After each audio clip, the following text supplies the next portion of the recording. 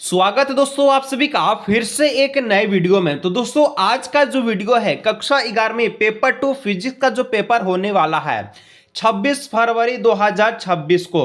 तो दोस्तों आज का ये वीडियो आप लोग बिल्कुल भी स्किप करके जानने का कोशिश मत कीजिएगा, क्योंकि आज की इस वीडियो में जितने सारे 40 मोस्ट इंपोर्टेंट आप सभी का एमसीक्यू क्वेश्चंस बताने वाला हूं। यहां से दोस्तों आप सभी का मैक्सिमम 40% क्वेश्चंस आपके एग्जाम में देखने को मिलेगा। मिनिमम आपका दोस्तों 30% तो कोई नहीं छीन सकता है। ऐसा इसलिए दोस्तों क्योंकि आज का जो वीडियो रहने वाला है ये झारखंड बोर्ड 2023 का क्वेश्चंस पेपर का वीडियो रहने वाला है।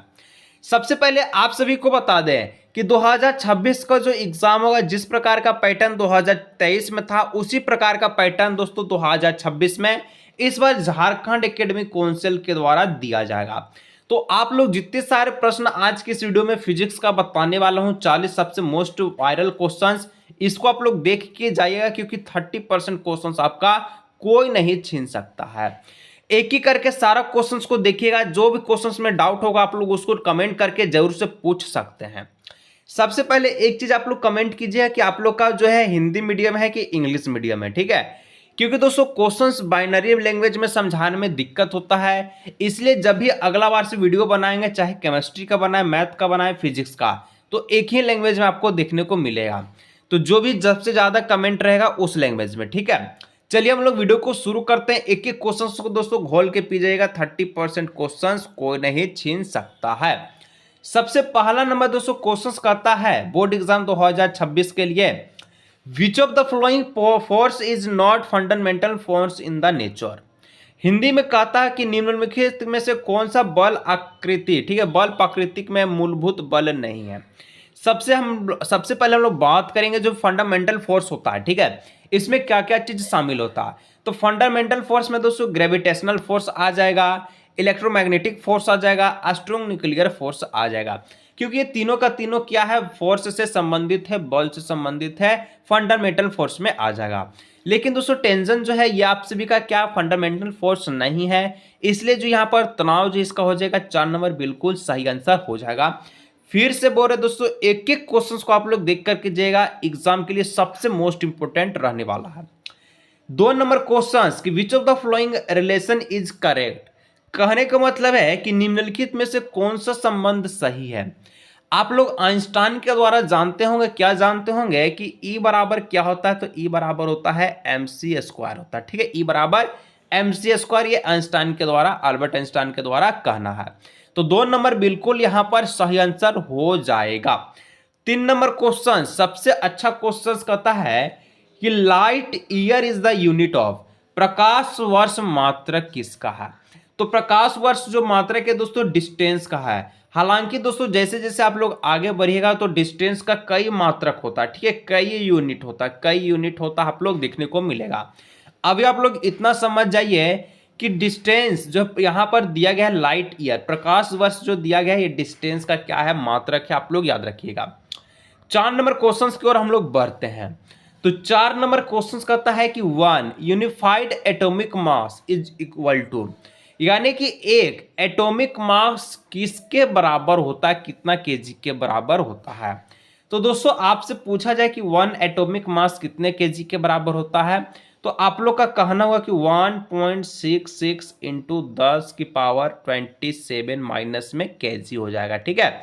ये तो केजी का बात रहा।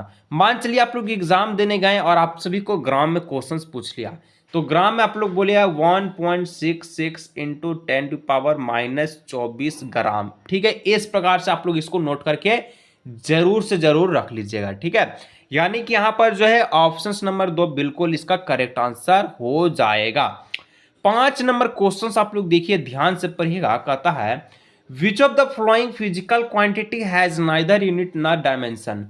मतलब कि निम्नलिखित में से कौन सी, यानी कि किस भौतिक राशि का ना तो मात्रक है और ना ही बीमा है। यानी कि ऐसा भौतिक राशि आपको बताना है जिसका ना ही यूनिट है और ना ही आपका डायमेंशन कीजिएगा तो उसका डायमेंशन भी 0 निकल करके आएगा। तो रिलेटिव वेलोसिटी, क्या आपका रिलेटिव वेलोसिटी का डायमेंशन होता है क्या इसका, ठीक है, मात्रक होता है, तो हाँ होता है, रिलेटिव वेलोसिटी का मात्रक भी होता है, दिशा भी होता है, एंगल का भी होता है और एनर्जी का भी होता है, ठीक है। जूल हो गया, एनर्जी का आपको डायमेंशन भी होता है, बीमा भी होता है, लेकिन जो आपका रिलेटिव स्पीड है, ठीक है, इसका ना ही मात्रक होता है और ना ही आपका बीमा होता है, ना ही यूनिट होता है और ना ही डायमेंशन होता है, अपेक्षिक घनत्व कुछ भी नहीं होता है, ठीक है। चलिए नेक्स्ट क्वेश्चन 6 नंबर बढ़ते हैं। दोस्तों 6 नंबर क्वेश्चंस में बढ़ने से पहले आप सभी से एक बात कहना चाहते हैं, ठीक है। सबसे पहले आप सभी को बता दें कि जितने सारे विद्यार्थी दोस्तों बोर्ड एग्जाम 2026 में उनका लक्ष्य है कि एग्जाम में 90% 95% जो है अंक प्राप्त हो सके, और एक ऐसा गेस पेपर बता दीजिए जिसके माध्यम से हम एग्जाम में पढ़ करके इजिली से 90% 95% स्कोर प्राप्त कर सकते हैं। तो दोस्तों आप लोग स्क्रीन पर देख सकते हैं कि गैस पेपर जो कि जय मां सरस्वती की कल्पना करते हुए तहलका गैस पेपर को रेडी किया गया है, ठीक है। ये दोस्तों फाइनली झारखंड बोर्ड 11वीं कक्षा के विद्यार्थियों के लिए बनाया गया है। इसको पढ़कर दोस्तों आप लोग एग्जाम में 90-95% स्कोर आराम से प्राप्त कर सकते हैं, जिसका प्राइस दोस्तों आप सभी का सबसे पहले मैं बता दूं तो यहाँ 79 रुपया रहने वाला है, जिसमें आपको ऑल सब्जेक्ट मिल जाएगा, हिंदी इंग्लिश दोनों लैंग्वेज में विथ आंसर के साथ। किसी को चाहिए दोस्तों कम समय में ज़्यादा स्कोर प्राप्त करना है तो आप लोग इस नंबर पे व्हाट्सअप करके दोस्तों 79 पेमेंट करके क्वेश्चन को यानी कि गेस पेपर को परचेज कर सकते हैं। गेस पेपर आपको पीडीएफ के फॉर्म में मिलेगा, मैं आपका क्लियर यहाँ पर कर देता हूँ। तो किसी को भी चाहिए तो आप लोग इस नंबर पर व्हाट्सअप जरूर से कर सकते हैं। 6 नंबर क्वेश्चंस कि the area under velocity time graph of a particular in a given interval of a time represent, कहता है कि किसी दिए गए समयांतराल में किसी कण के लिए वेग समय ग्राफ के अंतर्गत आने वाला क्षेत्र निम्नलिखित में से किसे दर्शाता है। तो यहां पर एक चीज मैं आप सभी को कहना चाहूंगा, क्या कहना चाहेंगे, क्या दिया गया, वेलोसिटी और टाइम दिया गया। यदि दोस्तों वेलोसिटी और टाइम को क्रॉस कर देते हैं यानी कि वेलोसिटी गुना टाइम कर देते हैं तो ये दोस्तों वेग समय ग्राफ किसको दर्शाता है। तो वेग समय ग्राफ आप सभी का, जब भी वेग समय ग्राफ आप लोग देखिएगा, ठीक है, वेग समय ग्राफ दोस्तों आपका डिस्प्लेसमेंट को दर्शाएगा यानी कि आप सभी का विस्थापन को दर्शाएगा। ऑप्शन नंबर 4 बिल्कुल करेक्ट आंसर। 7 नंबर क्वेश्चन देखिएगा, the motion of a particle is describe by the equation x equal to 80 plus BT square. ये क्या है आप सभी का, तो डिस्प्लेसमेंट है यानी कि विस्थापन है। ए का वैल्यू दिया गया है, वी का वैल्यू दिया गया है, इट, ठीक है, इंटरन्यूस वेलोसिटी एट टी, टी का वैल्यू भी दिया गया है। तो दोस्तों इसको हमको सोल्व करना है। सोल्व कैसे करेंगे, तो सबसे पहले मैं आप सभी को बता दूं, क्या बता दूं कि ये जो चीज दिया गया है, ठीक है, इसका हम लोग को क्या करना है, तो डिफरेंशिएट करना है। यानी कि आप सभी का जो v जो क्या है, आप सभी का जो v है ये इसको हम लोग dx बाई dt के फॉर्म में लिखेंगे। तो dx बाई dt के फॉर्म में जैसा ही इसको आप लोग लिखिएगा तो सबसे पहले क्या है 80 प्लस बीटी स्क्वायर है, इसको आप लोग डिफरेंशिएट करिएगा तो यहाँ पर 80 मतलब देखिए dx बाई dt है तो हम लोग किसके सापेक्ष करेंगे, t के सापेक्ष हम लोग अवकलन करेंगे, ठीक है। जैसे t का सापेक्ष आप लोग अवकलन कीजिएगा तो यहाँ पर 80 है, 80 है तो यहाँ पर t क्या हो जाएगा, गायब हो जाएगा, t आपका हट जाएगा, t जैसे ही हटेगा प्लस का साइन है प्लस हो जाएगा, bt स्क्वायर है, स्क्वायर क्या हो जाएगा, तो ये आपका गुना में हो जाएगा, b हो जाएगा और t आप सभी का हट जाएगा, t हटेगा नहीं बल्कि t यहाँ पर आ जाएगा, ठीक है। तो इस प्रकार से दोस्तों अगर हम लोग इसका डिफरेंशिएशन करेंगे, अवकलन करेंगे तो निकलेगा a प्लस, ठीक है, फिर से लिख देते हैं a प्लस आप सभी का जो है क्या निकलेगा 2b और t, इस प्रकार से निकलेगा। a का मान दिया गया है, b का मान दिया गया है, t का मान दिया गया है। अब आप लोग को बताना फाइनल आंसर। तो देखिए इसको आप लोग a का वैल्यू में 15 लिखेंगे, 2 लिखेंगे, ठीक है, b का मान आप सभी का 3 है और t का मान आप सभी का 3 है, तो 15 हो जाएगा, 3 दूना 6, 6 3 आपका क्या हो जाएगा 18 हो जाएगा। 18 और 15 को जोड़िएगा तो आपका आएगा 33, 33 क्या आएगा सेंटीमीटर पर सेकेंड आ जाएगा, ठीक है, सेंटीमीटर पर सेकेंड, यानी ऑप्शन नंबर 1 बिल्कुल करेक्ट आंसर यहाँ पर हो जाएगा, जिसका तात्क्षणिक वेग निकल करके आ जाएगा। चलिए नेक्स्ट क्वेश्चन 8 नंबर, ठीक है। 8 नंबर कहता है कि a body initially at rest in moving with uniform acceleration a, मतलब कि एक बॉडी है जो इनिशियली रेस्ट में है, ठीक है, जो मूविंग कर रहा है एक्सेलरेशन 1 के द्वारा, it is velocity after n second is v, यानी कि n सेकेंड के मुताबिक उसका जो वेलोसिटी है आपका v बन जाता है the velocity of the body in the last 2 second. तो 2 सेकंड में उसका वेलोसिटी क्या निकल करके आएगा, तो 2 सेकंड में उसका जो वेलोसिटी निकल करके आएगा वो आप सभी का आएगा 2v(n-1/n), यानी कि फाइनल आंसर जो ऑप्शन नंबर 1 बिल्कुल सही आंसर यहां पर हो जाएगा। इसका जो वेग है अंतिम 2 सेकंड में इस प्रकार से आ जाएगा। नेक्स्ट क्वेश्चन 9 नंबर कि a football is a kick into the air vertically upward with velocity u, the velocity of the ball of the highest point is.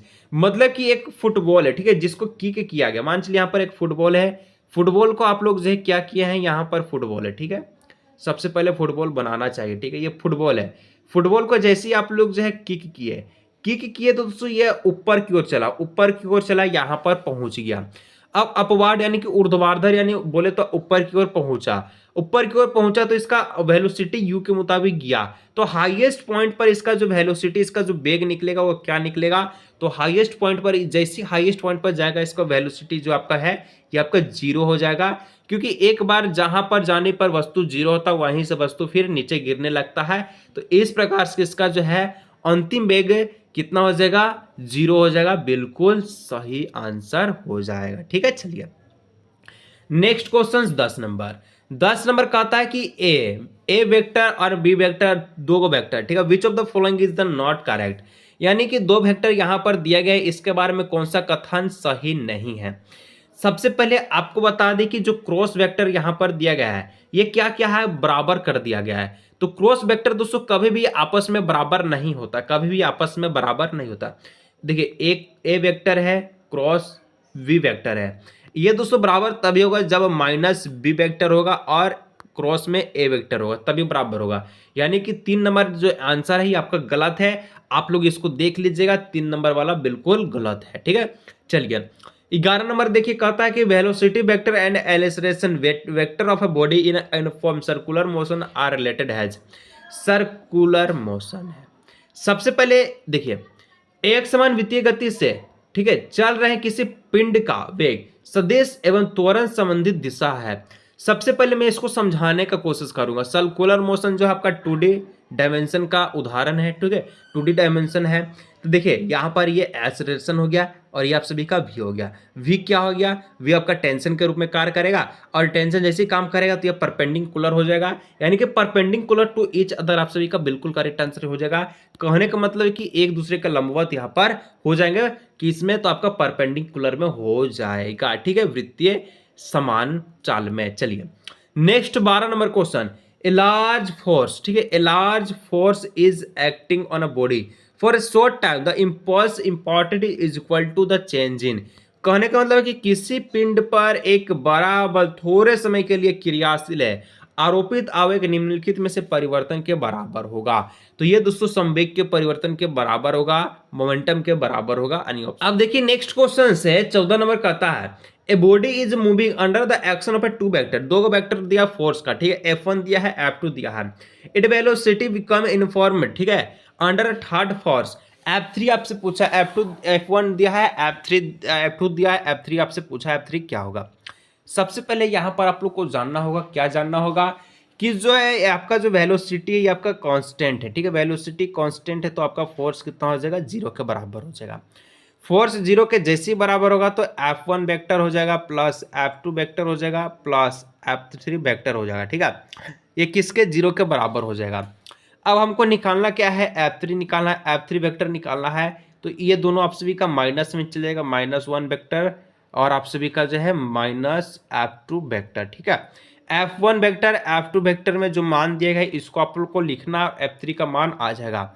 तो जैसे इसको आप लोग फाइंड आउट कीजिएगा तो आप लोग करके देख सकते हैं। ठीक है, फिर भी अगर आप लोग चाहते हैं कि कैसे होगा तो देखिए यहाँ पर आप सभी का जो हो जाएगा -2i कैप -5j कैप। ठीक है, इस प्रकार से F3 वेक्टर हम लोग निकाल रहे हैं। ठीक है, यहाँ हो जाएगा माइनस आप सभी का कितना दिया गया है, तो यहाँ पर देख लीजिए -3ij i कैप -4ij। ठीक है, इस प्रकार से -3i कैप -4j कैप। इसको दोस्तों जैसे आप लोग सॉल्व कीजिएगा, ठीक है, तो आपका जो फाइनल जो आंसर निकल करके आएगा -i कैप +9j कैप, इस प्रकार से निकल करके आ जाएगा। 4 नंबर बिल्कुल सही आंसर हो जाएगा। इसको आप लोग देख लीजिएगा, सारा चीज हम आपको बता दी है, सिर्फ आपको सोल्व करना है। ठीक है, चलिए 15 नंबर क्वेश्चन देखिए, कहता है the coefficient of static friction between the box the trains floor is 0.2, the maximum acceleration of the train which a box lying on it floor bit remains stationary is. कहने का मतलब दोस्तों यहाँ पर कहता है किसी बॉक्स व ट्रेन के फर्श के मध्य का स्थिति घर्षण गुणांक 0.2 है, उस ट्रेन का अधिकतम त्वरण जिसमें यह बॉक्स उसके फर्श पर स्थित बना रहेगा हमेशा। ठीक है, बना रहेगा क्या होगा, जबकि जी का वैल्यू यहाँ पर दे दिया गया है। सबसे पहले हम लोग सोल्व करेंगे, तो इसको सोल्व आपको कैसे करना है। ठीक है, तो जैसे इसको आप लोग सोल्व कीजिएगा, तो यहाँ पर सबसे पहले मैं आप सभी को बता दूं, स्टैटिक जो फ्रिक्शन है, स्टैटिक फ्रिक्शन म्यूएस का मान जो है 0.2 दिया गया। ठीक है, 0.2 दिया गया है। और एफ इज इक्वल टू क्या हो जाएगा, एफ इज इक्वल टू जो आपका हो जाएगा म्यू एस आर हो जाएगा। लेकिन यहाँ पर क्या बोला है, यहाँ पर मैक्सिमम एक्सेलरेशन बोला है। मैक्सिमम एक्सेलरेशन बोला है तो एफ बराबर एम ए होता है, सभी को पता है। तो एम ए आपका क्या हो जाएगा, मैक्सिमम हो जाएगा। तो इसको ऊपर हम लोग थोड़ा सा लिख लेते हैं, एफ इज इक्वल टू क्या था, म्यू एस आर था। ठीक है, एफ बराबर आप सभी का एम ए हो जाएगा, मैक्सिमम में आप सभी का म्यू एस हो जाएगा, आर का जो मान होता है ये आप सभी का एम जी होता है।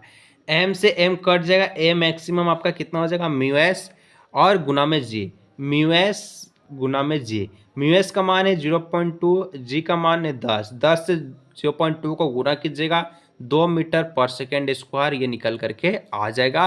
ऑप्शन नंबर 1 बिल्कुल करेक्ट आंसर। देखिए दोस्तों, अभी हम लोग जो वीडियो में क्वेश्चन सॉल्व किए, ये 15 को ही सॉल्व किए हैं, जो कि 40 में 25 क्वेश्चन अभी और बचा है।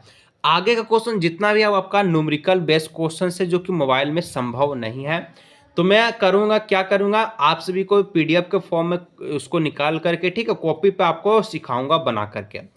तो उस वीडियो को देखने के लिए चैनल को सब्सक्राइब कर लीजिएगा। यदि आप लोग चाहते हैं कि मैं खुद से सॉल्व करूंगा, ये सारा क्वेश्चंस कहाँ मिलेगा, तो आपको इस गेस पेपर में मिल जाएगा, जिसको आप लोग यहाँ पर इस नंबर पर व्हाट्सअप करके 79 पे करने के बाद आप जो है गेस पेपर आप लोग ले सकते हैं।